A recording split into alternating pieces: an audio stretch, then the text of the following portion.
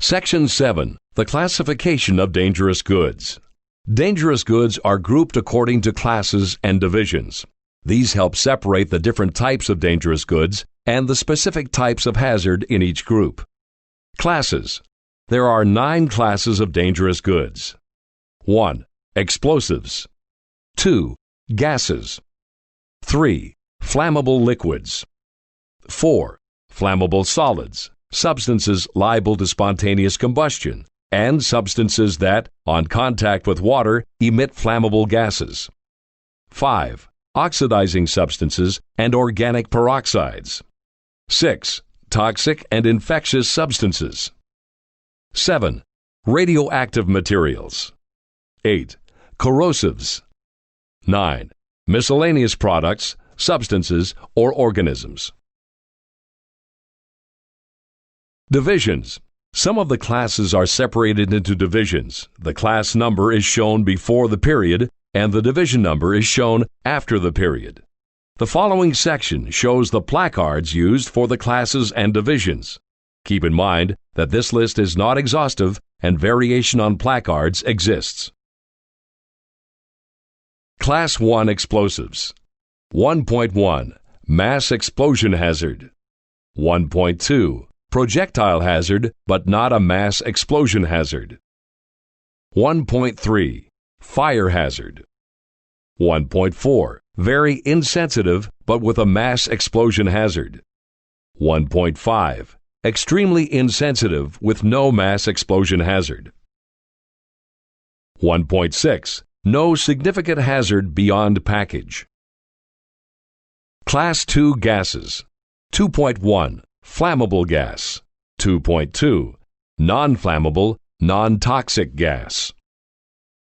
2.2 5.1 Oxidizing gas. 2.3 Toxic gas. Class 3 Flammable liquids. 3. Liquids with a flash point less than 60.5 Celsius. Class 4 Flammable solids, substances liable to spontaneous combustion, and substances that on contact with water emit flammable gas. 4.1 Flammable solid. 4.2 Substances liable to spontaneous combustion.